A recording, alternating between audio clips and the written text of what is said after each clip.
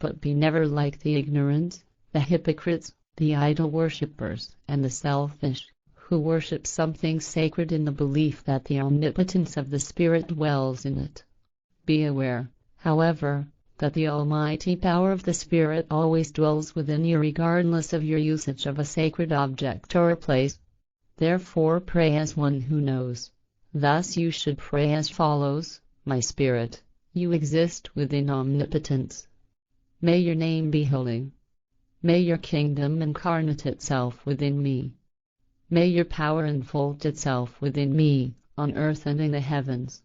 Give me today my daily bread, that I may recognize my wrongdoings and the truth. And lead me not into temptation and confusion, but deliver me from error. For yours is the kingdom within me and the power and the knowledge forever. Amen. When you pray to your Spirit, it will give you what you request. Have trust in this knowledge, and you will receive. However, if you believe in the false teachings that the power and Spirit do not dwell within you, then you will be without knowledge, and will live in spiritual poverty. Now and then you will receive what you in your false belief request from misused sacred things, or from idols and the gods, but you will receive only because of your strong false belief, without knowledge of the real truth. Truly, I say to you, blessed are only those who serve the actual truth and knowledge, because only they receive in honesty. When you fast, do not look sour like the hypocrites, for they put on pretentious faces, in order to shine with their fasting before the people. Truly, I say to you, they forfeit their reward, because they fast only for the sake of their selfish impression upon others. But when you fast, anoint your head and wash your face, so that you do not shine before the people with your fasting but before your own spirit, which is hidden. You fast for the sake of your health and for the expansion of your consciousness, spirit and your knowledge. Neither should you amass great treasures on earth, where moths and rust consume them and thieves break in and steal them. But collect treasures in the spirit and in consciousness, where neither moths nor rust consumes them and where thieves neither break in nor steal. For where your treasure is, there your heart is also, and the true treasure is wisdom and knowledge. The eye is the light of your body. When your eye is clear, your entire body will be light. But if your eye is evil, your whole body will be dark. If now the light within you is dark, how great then will be the darkness?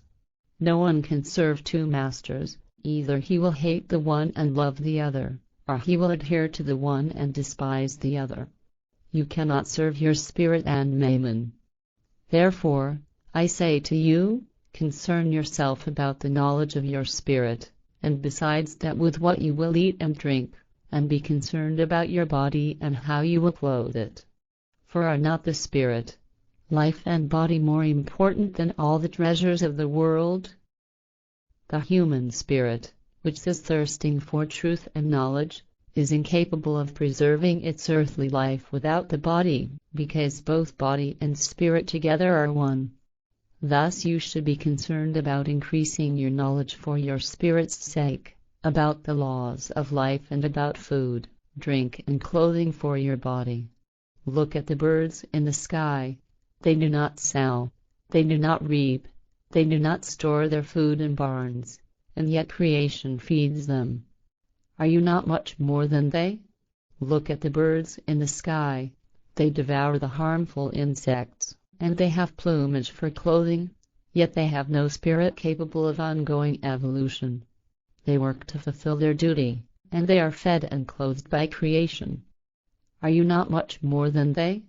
You can think independently through your free consciousness. You can work independently, and you can prepare food and drink and clothe your bodies independently. Behold the lilies in the marsh as they grow, they neither toil nor spin, yet truly, I say to you, the lilies also fulfill their mission, when they give pleasure to the eye with their beauty. I tell you, even Solomon in all his splendor was not arrayed as one of these.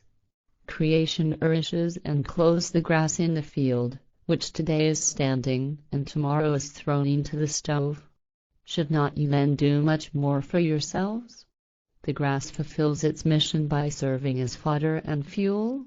But are you not of much greater value than grass, O you of little knowledge? Therefore, you shall care for the wisdom and knowledge of your spirit, and take care that you do not suffer from lack of food, drink, and clothing. Truly, I say to you, if you suffer from hunger, thirst, and nakedness, then wisdom and knowledge will be crowded out by worry. First seek the realm of your spirit and its knowledge, and then seek to comfort your body with food, drink, and clothing. Therefore, take care for the next day, for tomorrow will not take care of you by itself.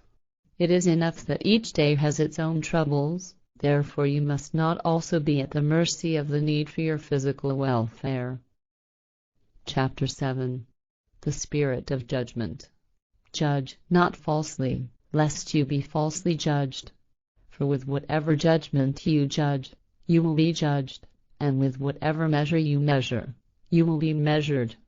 Judge according to the logic of the laws of nature, which are from creation, because only they possess its truth and correctness. Why do you see the splinter in your brother's eye and are not aware of the beam in your own eye? Or, how dare you say to your brother, "Wait, I will take the splinter out of your eye," and behold, there is a beam in your own eye.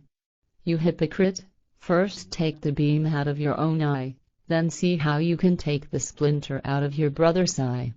Learn first the laws of nature and of creation, their logic, before you judge and condemn and wish to see the faults of your neighbor. Through the laws of nature and of creation, learn first how to recognize your own faults, so that you can then correct the faults of your neighbors. You shall not give sacred things to the dogs, nor throw your pearls before the swine, lest they trample them with their feet and turn on you and tear you apart. Truly, I say to you, do not throw your spiritual treasure into the dirt and do not waste it on the unworthy, because they will not thank you and will tear you apart, for their understanding is small and their spirit is weak. Response to prayer. Ask, and it will be given to you. Seek and you will find. Knock, and it will be opened to you. For whosoever asks of their spirit will receive, and whosoever seeks through the power of their spirit will find, and whosoever knocks at the door of their spirit, to that person will it be opened. Who among you would hand your son a stone if he asks for bread? Or offer him a snake if he asks for fish? So if you, now, though being wicked, can nevertheless give your children good gifts, how much more will your Spirit give you, if you ask for it? Everything that you wish people would do to you, do likewise to them. This is the law delivered through the prophets. Enter through the narrow portal. The portal is wide and the path is broad which leads to damnation, and many are those who travel therein. And the portal is narrow, and the way is slender which leads to life and knowledge, and there are only few who find it. Beware of false prophets and scribes who come to you in sheep's clothing, but inwardly are like ravenous wolves, preaching to you about submissiveness before shrines, false deities and the gods, and preaching submissiveness to idols and false teachings.